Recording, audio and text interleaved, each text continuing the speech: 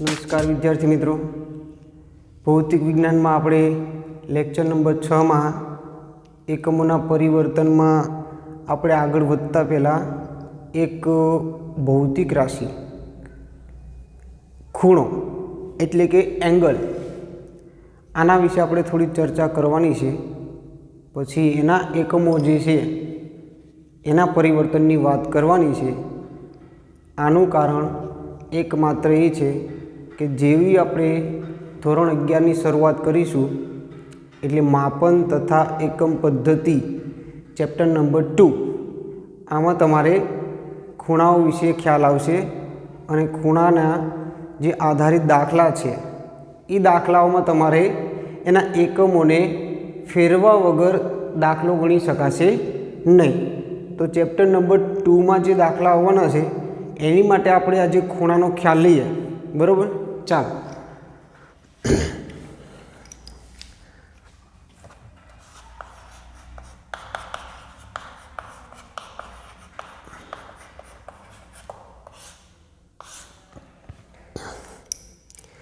तो आज આપણે વાત કરવાની છે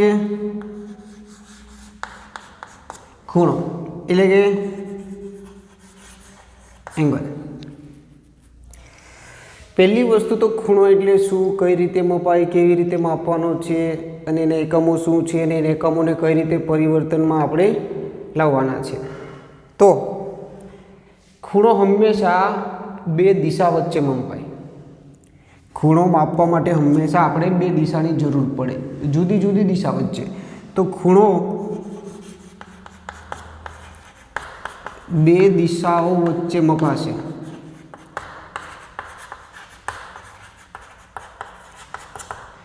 ધારો કે આપણે જે કોઈ બિંદુ પર ઊભા છે તો આપણે જો જે બિંદુ પર ઊભા છે ત્યાંથી ઉપરની દિશાને उत्तर कहीशुं तो नीचेनी दिशा दक्षिण थशे, आ दिशा पूर्व ईस्ट, पश्चिम। आटली सामान्य माहिती खबर छे। तमने दिशाओनी माहिती एटला माटे आपું છું ખૂણાની, कारण के एक चेप्टर नंबर 4 सदिशो नाम परथी ख्याल आवे छे सदिश, दिशा साथेनी जे वात करवानी छे तेमां आ वस्तु खूब महत्वनी। तो आजनो टॉपिक छे ए आपणे धोरण 11 ना भाग 1 माटे खूब महत्वनो छे। चलो हवे आपणे आ बिंदु ओ कहीए तो ओ पर कोई व्यक्ति ऊभुं छे अने आपणे एम कहीए के भाई ओ परथी एटले के ई व्यक्तिनुं मुख एनो फेस उत्तरनी दिशामां छे अने जो एवुं कहेवामां आवे के तमारे ज्यां ऊभा छो त्यांथी पूर्वनी दिशा बाजू 60 डिग्रीना खूणे चालवानुं छे। तो चालवानुं छे ए तो नक्की ज छे, पण तमे आमांथी कोईपण दिशामां चाली शको। उत्तरमां जई शको, पूर्वमां आ पूर्वनी वच्चेमां जई शको, आ पूर्व और दक्षिणनी वच्चे जई शको, आ रीते जई शको कोई पण तमने एक चोक्कस दिशा आपी के तमारे उत्तर साथे 60 डिग्रीना खूणे चालवानुं छे, पण पूर्व तरफ। उत्तर थी पूर्व शब्द जोजो एवुं कहेवामां आवे उत्तर पूर्व, मतलब के उत्तर थी पूर्वनी दिशामां 60 डिग्रीना खूणे। तो तमारे उत्तर दिशा साथे केटलाना खूणे 60।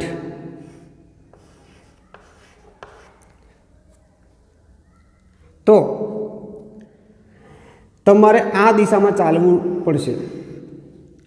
तो अहींया मैं तमने एक बे बात करेली कि खूणो हमेशा बे दिशाओं वच्चे मपाय छे। तो एक दिशा उत्तरनी थई अने उत्तर साथे 60 डिग्रीनो खूणो बनावती दिशाओ। तो અહીંથી તમે જો બે દિશાઓ વચ્ચે ખૂણો બન્યો, બરોબર છે? ખૂણો આ રીતે બે દિશાઓ વચ્ચે મપાય। તો એની માટે બીજી એક વસ્તુ ખૂણા માટે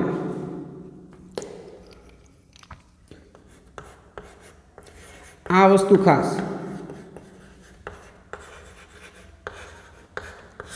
સંદર્ભ અક્ષ, રેફરન્સ એક્સિસ, એનો મતલબ એવો થાય છે કે સંદર્ભ અક્ષ એટલે કે આ જે અક્ષની વાત કરી, આ દિશાની સાપેક્ષે તમારે ખૂણો માપવાનો છે. અહીંયા તમે જોઈ શકો કે આપણે 60 ડિગ્રીનો ખૂણો લીધો, પણ ક્યાંથી લીધો? તો ઉત્તર દિશાની સાપેક્ષે 60 ડિગ્રી તમે અહીંથી માપ્યું, આની સાથે 60 ડિગ્રીના ખૂણે, બરોબર છે. તો આ જે થઈ ને ઉત્તર દિશાને આપણે, આ જે દિશા થઈ આમાંથી પસાર થતી રેખા થઈ, એને આપણે સંદર્ભ અક્ષ તરીકે લઈએ છીએ.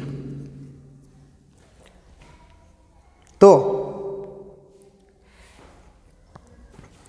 હવે સંદર્ભ અક્ષ હશે તો જ ખૂણો મપાશે. આનું એક બીજું ઉદાહરણ આપણે કહીએ.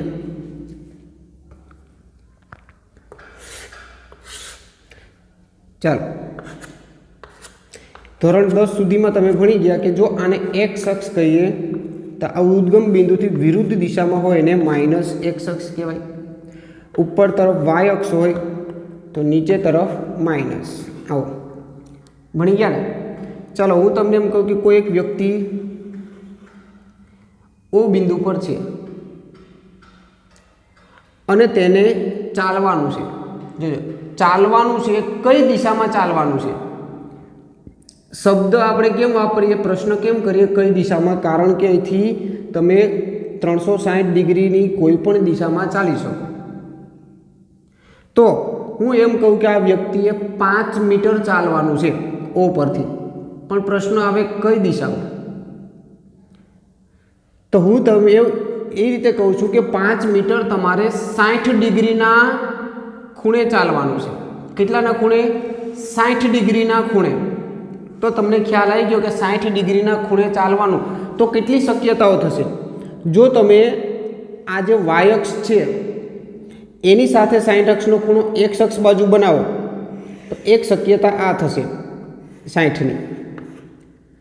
અથવા જો વાય અક્ષ છે એનું -x સાથે બનાવો તો અહીંથી તમે આ દિશામાં પણ ચાલી શકો 60 ડિગ્રીના ખૂણે. જો તમે એક્સ અક્ષની વાત કરો તો એક્સ અક્ષની સાપેક્ષે x થી -y ની દિશામાં 60 ડિગ્રી, એટલે આ રીતે પણ ચાલી શકો. અને -x છે એની -y સાથે તો આ પણ 60 ડિગ્રી ચાલી શકો આ રીતે.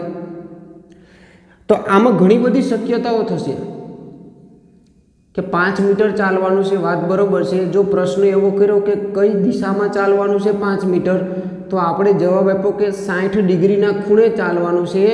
પણ હવે વધારાનો પ્રશ્ન કે 60 ડિગ્રીનો ખૂણો કઈ દિશાની સાથે બનાવવાનો છે? આવી ગયો જવાબ આની પર, સંદર્ભ અક્ષ. તો પહેલી વસ્તુ આપણે 60 ડિગ્રીનો ખૂણો કઈ દિશા સાપેક્ષે, તો જો અહીંયા તમને સંદર્ભ અક્ષ આપેલી હોય તો જ તમને ખ્યાલ આવે કે 60 ડિગ્રીનો ખૂણો કઈ દિશામાં લેવાનો છે. તો અહીંયા હું એવું કહું કે એક વ્યક્તિએ 5 મીટર, જોજો અહીંયા એક્સ થી વાયની દિશામાં 60 ડિગ્રીના ખૂણે જવાનું છે. તો એક વ્યક્તિ, જો આપણે શરૂઆતમાં વાત કરી કે એક વ્યક્તિ અહીંયા ઉદ્ગમ બિંદુ પર ઊભો છે, ત્યાંથી એને 5 મીટર જવાનું, તો કઈ એક્સ થી, એટલે આ એક્સ ધન, એક્સ થી કઈ દિશા? વાય. એક્સ થી એટલે જો એક્સ એટલે ધન એક્સની વાત કરી છે, તો ધન એક્સ થી 60 ડિગ્રીનો ખૂણો બે શક્યતા બને. આ એક્સ અક્ષ સાથે 60 ડિગ્રીનો, એટલે એક તો આ દિશામાં 5 મીટર જઈ શકે, અથવા તો એક્સ થી -y આ દિશામાં પણ 60 ડિગ્રી જઈ શકે ને. તો આ બે શક્યતામાંથી કઈ શક્યતા લેવાની છે? એક્સ થી વાયની દિશા, એટલે એક્સ થી આ જે વાયની દિશા, આ શક્યતાની વાત કરેલી છે. તો આ 60 ડિગ્રીનો ખૂણો આપણે કોની સાપેક્ષે લીધો? એક્સ અક્ષની સાપેક્ષે. તો આ જે એક્સ અક્ષ છે ને, આને કહેવાય સંદર્ભ અક્ષ. જ્યાં સુધી સંદર્ભ અક્ષ નહીં થાય ત્યાં સુધી તમને ખૂણો કેટલો છે એ તો ખબર પડી જશે, પણ કઈ દિશામાં લેવાનો છે એ ખ્યાલ આવશે નહીં. તો સંદર્ભ અક્ષ વગર તમે માપી શકવાના નથી. ખ્યાલ આવી ગયો? તો આપણે ખૂણાનો ખ્યાલ થોડો ડિટેલમાં જે 11 અને 12મા ધોરણમાં જે જરૂર છે ભૌતિક વિજ્ઞાનમાં, દાખલાઓમાં, અમુક થિયરીઓમાં, તો એટલો ખ્યાલ આપણે ફરજિયાત અહીંયા થોડો ભણવો જ પડશે. આ ટોપિક ક્યાંય એક્સ્ટ્રા આવતો જ નથી, છતાં પણ આપણે એટલું આગળ કરવું જ પડશે. આ પૂર્વ તૈયારી છે 11 અને 12ની. બરાબર છે? ચાલો આપણે ધોરણ 10 સુધી કઈ રીતે શીખીને આવ્યા એની વાત કરીએ. તો આપણે ધોરણ 10 સુધી જે શીખીને આવ્યા કે જે સૂત્ર હતું એનું ખૂણો બરાબર ચાપ છેદમાં ત્રિજ્યા, means angle is equal to arc, ચાપ જે બનતી તે, અને આ ત્રિજ્યા. તો અહીંયા આપણે થોડી વર્તુળની વાત કરીએ. ચલો આ તમે વર્તુળવાળા પાઠમાં અને જે રચનાઓ હતી એમાં તમે જોઈને આવેલા હશો.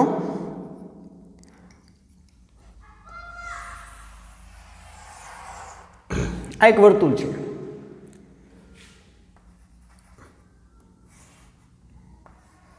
જેની ત્રિજ્યા આર. વર્તુળનું જો કોઈ પેરામીટર એટલે કે પરિમાણ માપવું હોય તો એ આપણે ખાલી એની ત્રિજ્યા પરથી નક્કી કરીએ. ત્રિજ્યા કયો અથવા તો ત્રિજ્યા ગુણ્યા 2 કયો તો એ વ્યાસ થઈ ગયું. એ એક જ વસ્તુ થઈ, ત્રિજ્યા માપો કે વ્યાસ. એના સિવાય બીજું કોઈ પરિમાણ આવતું નથી. હા, આ જે પરિમાણ છે આના પરથી તમે એની વર્તુળનો જે પરિઘ એટલે 2πr અને આ એની વચ્ચે એના વડે ઘેરાતું ક્ષેત્રફળ πr². ચાલો હવે અહીંયા આપણે વાત કરીએ કે એક એવી માહિતી કે જે ખૂબ મહત્વની છે, આપણે ઘણીવાર ધોરણ 10 સુધી ઉપયોગ કર્યો. વર્તુળનું પરિઘ 2πr થાય. તો આ વાત આપણને ક્યાંથી મળી? આપણે હંમેશા સ્વીકાર્યું છે કે 2πr થાય, પણ કઈ રીતે, ક્યાંથી મળ્યું, કેવી રીતે? તો એની માટે આપણે આ સૂત્ર જોઈએ. ચાલો અહીંયા આપણે વાત કરીએ કે આ એક હું એક્સ દિશાની વાત કરીને અહીંથી શરૂ થાય. આ જે વર્તુળનું જે કેન્દ્ર છે એને એવું કહીએ, એની ત્રિજ્યા આટલી આર, અને જો આ દિશાની વાત કરું, ત્રિજ્યા તો આટલી જ થશે, ત્રિજ્યા લંબાણી નથી, ખાલી મેં અહીંથી આ દિશાની વાત કરી. ખ્યાલ આવે છે? તો તમે જોઈ શકો કે ત્રિજ્યા પણ એક અક્ષની દિશામાં જ છે. ચાલો હવે આપણે એમ કહીએ કે આ જે સૂત્ર છે એ ચાપ છેદમાં ત્રિજ્યા એ પરથી ખૂણો મળે.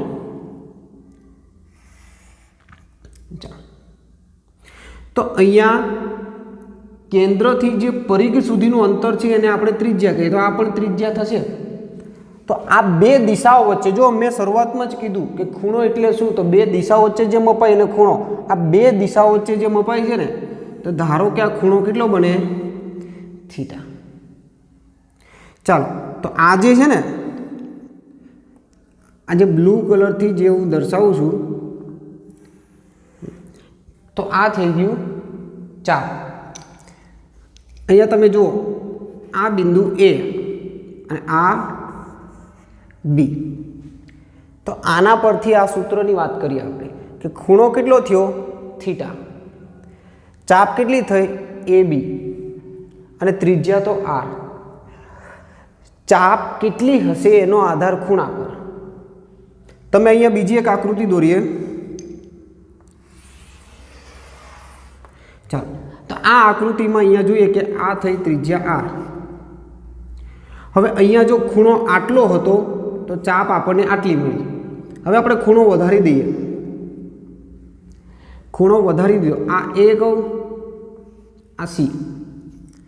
તો જો અહીંયા આપણે ખૂણો વધાર્યો, આને આપણે θ1 કહીએ તો આ θ2 થશે.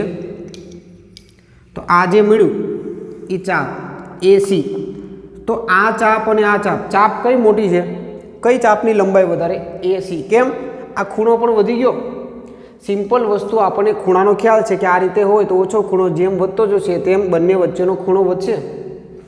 તો આની જે આપણે વાત કરીએ તો આ ખૂણો વધ્યો એટલે ચાપની લંબાઈ પણ વધી ગઈ. તો ત્રિજ્યા તો બંનેમાં ભલે અચળ હોય પણ જે ચાપની લંબાઈ કેટલી હશે એ ખૂણા પરથી નક્કી થશે. તો આ રીતે આપણે વાત કરવાની છે. તો અહીંયા આપણે પહેલી વસ્તુ કે આખો ખૂણાનો આપણે ખ્યાલ મેળવું છું. તો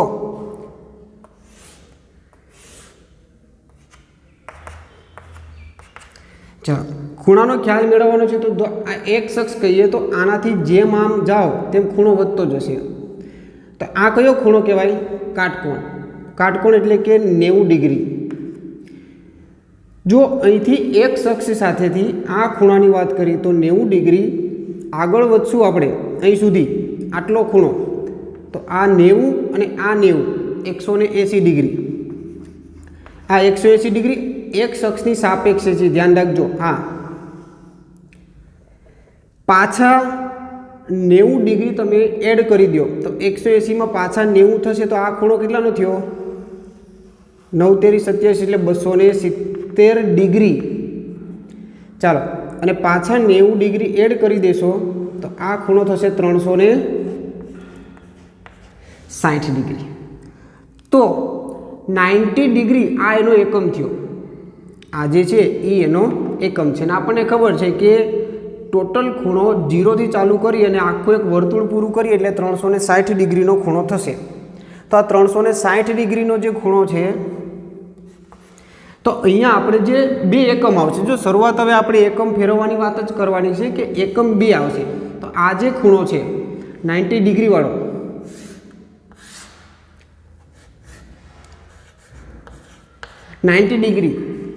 તો 90 ડિગ્રી બરાબર થશે, એક મિનિટ, આ 180નો ખૂણો થયો. 180 ડિગ્રીમાં 180 થાય તો બીજો આનો એકમ છે રેડિયન, જેને અમે RAD તરીકે દર્શાવીએ. આનું ફૂલ ફોર્મ થશે રેડિયન. એને લખાય આ રીતે એકમને. તો જો ડિગ્રીમાં 180 હોય ત્યારે રેડિયનમાં કેટલું થશે? પાઈ. ડિગ્રીમાં 180 હશે ત્યારે રેડિયનમાં થશે પાઈ. ચાલો, તો આ જે થઈ ગયો 180 હોય તો એને રેડિયનમાં વાત કરવી હોય તો આપણે કેટલા કહી શકીએ? 180 ડિગ્રી. જેમ કે આપણે 1 કિલોગ્રામની વાત કરીએ તો કિલોગ્રામમાં 1 કહીએ તો ગ્રામમાં કેટલા કહીએ? 1000. તો જે બે એકમ એનું જે દળ છે એ તો 1 જ કિલોગ્રામ છે, પણ જો મેં એકમ કન્વર્ટ કરી નાખ્યો તો એનો જે સંખ્યા છે એ બદલાઈ જશે, 1000 થઈ જશે. મીટરમાં 1 કહું, 1 મીટર હોય તો સેન્ટીમીટરમાં કેટલા થશે? 100. તો બંને એકમ અલગ અલગ છે. કલાક 1 છે તો સેકન્ડ કેટલી થશે? 3600. સેકન્ડની વાત કરી, મિનિટની નહીં. કલાક 1 છે તો મિનિટ કેટલી થશે? 60 મિનિટ. તો મતલબ શું થયો કે કયા એકમમાં લઈએ એ મહત્વની વાત છે. આટલો જ ખૂણો હોય એને જો ડિગ્રીમાં કેવો હોય તો આપણે 180 ડિગ્રી કહીએ, પણ જો રેડિયનમાં લેવો હોય તો પાઈ રેડિયન થશે. ચાલો, હવે આના ભાગ્યા 2 કરો. 180 ભાગ્યા 2 કરો તો 90 થશે. તો આ બાજુ પણ ભાગ્યા 2 કરવા પડશે. એટલે શું થશે? 90 ડિગ્રી બરાબર π/2 રેડિયન. ખ્યાલ આવી ગયો? તો અહીંયા તમે જુઓ કે 90 ડિગ્રી હશે તો કેટલો થાય? π/2. પાઈના છેદમાં 2 એટલે અડધો પાઈ થયો. ખાસ ધ્યાન રાખજો, 90 ડિગ્રી એટલે અડધો પાઈ. તો અહીંયા તમે જોઈ શકો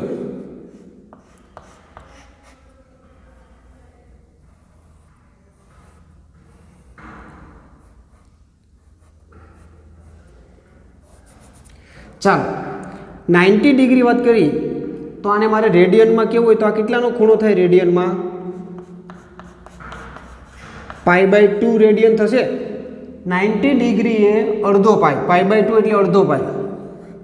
ચાલો બીજા 90 ઉમેરું તો 90 અને 90 એટલે 180. તો આ જે 180 ડિગ્રી થશે તો એને આપણે કહીએ અડધો પાઈ, એમાં પાછો અડધો પાઈ ઉમેરાઈ ગયો એટલે 1 પાઈ થઈ ગયો, પાઈ રેડિયન.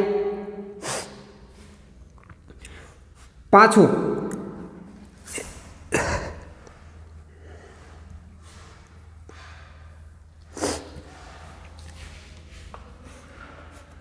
180 માં 90 ડિગ્રી એટલે 270, તો આને 1 પાઈ, અડધો પાઈ, પાછો અડધો પાઈ ઉમેરો એટલે 1 પાઈ, 1 પાઈમાં પાછો ઉમેરો એટલે 1.5. 1.5 ને પૂર્ણાંક સંખ્યામાં લખવું હોય તો આપણે લખીએ 3/2, 3π/2. ખ્યાલ આવી ગયો? અને પાછા 90 ડિગ્રી ઉમેરશો તો 360 ડિગ્રી. અડધો પાઈ, પાછા 90 ડિગ્રી ઉમેરો તો 1 પાઈ, પાછા અડધો ડિગ્રી ઉમેરો, 90 ડિગ્રી ઉમેરો તો અડધો પાઈ ઉમેરાશે એટલે 1.5 પાઈ, અને પાછો અડધો પાઈ ઉમેરે 1.5 અને અડધો એટલે 2 પાઈ રેડિયન. ખ્યાલ આવી ગયો? તો અહીંયા આપણે ઉપર જોઈએ 90 ડિગ્રી બરાબર રેડિયનમાં થશે π/2. 180 ડિગ્રી બરાબર થશે પાઈ રેડિયન. 270 ડિગ્રી આ ડિગ્રીમાં છે ને આ 3π/2 રેડિયન, અને 360 ડિગ્રી તો અહીંયા થશે 2 પાઈ રેડિયન. ખ્યાલ આવી ગયો ખૂણો? આ વસ્તુ એટલા માટે શીખવાડી કે એક સૂત્ર તરફ લઈ જવાના છે. હંમેશા આપણે વાત કરેલી કે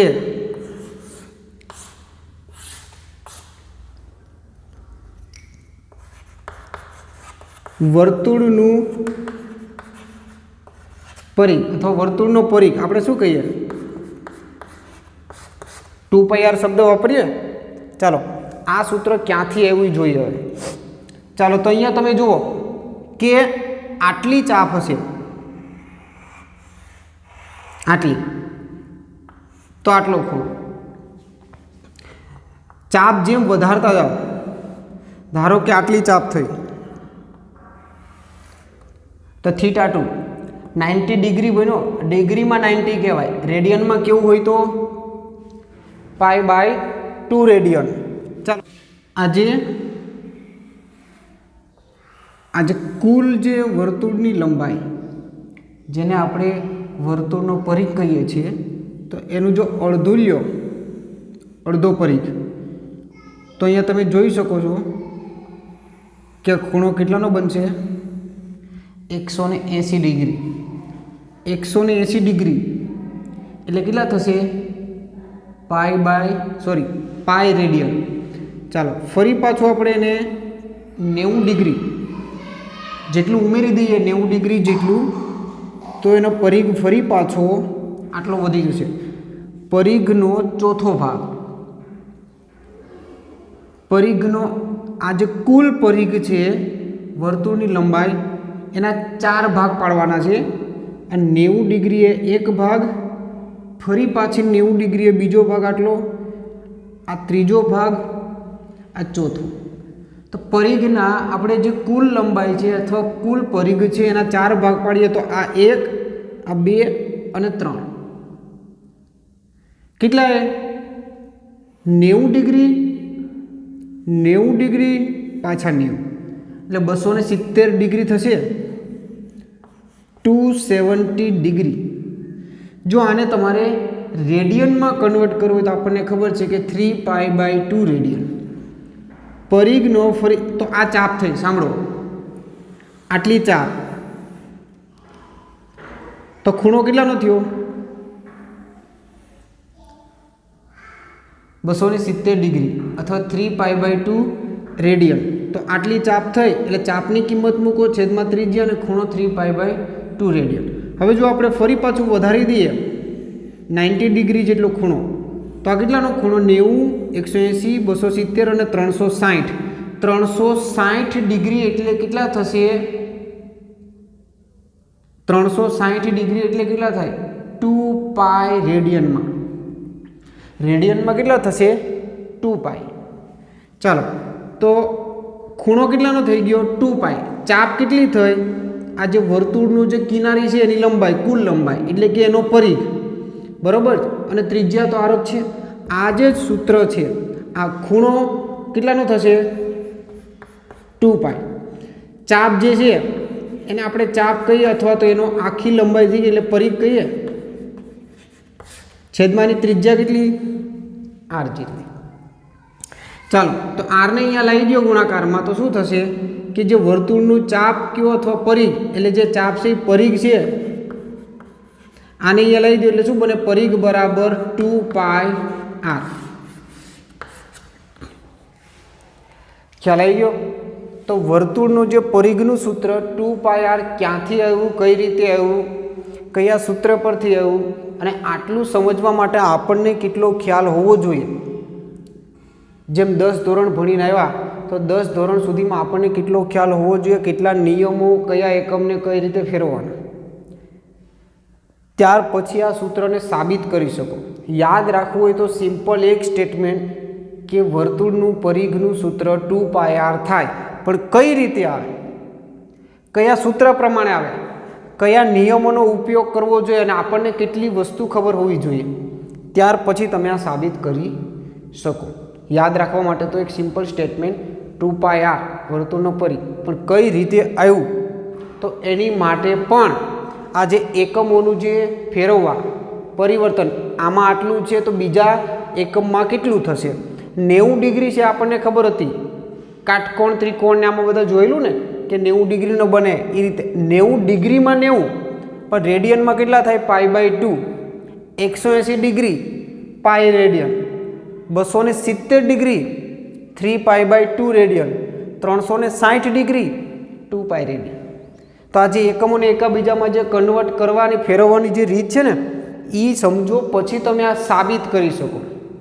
તો આ બધી વસ્તુ 11-12માં તમારે જરૂર પડશે. આ તો ખાસ ખૂણાના જે એકમો છે એને ફેરવવા માટે આપણે શરૂઆતની વાત કરી. ખૂણો કોને કહેવાય, કઈ રીતે મપાય, એની માટે શું જરૂરી છે, અને જે એક વાક્ય આપ્યું તો એ વાક્યને આકૃતિ સ્વરૂપે દર્શાવવું હોય તો કઈ રીતે દર્શાવાય. ખ્યાલ આવ્યો? તો આ વસ્તુ હજી આમાં આપણે ખૂણામાં આગળ જવાનું છે નેક્સ્ટ ટોપિકમાં, અને એની પછી આપણે આગળ થોડી ઘણી વાત કરીશું. તો નેક્સ્ટ ટોપિકમાં આપણે ફરી પાછા જે ખૂણાના એકમોને છે એને કન્વર્ટ કરવાની વાત કરીશું. હજી એમાં થોડા બીજા એકમો પણ એડ કરીશું. તો ફરી પાછો એક લેક્ચર બનવાનો છે.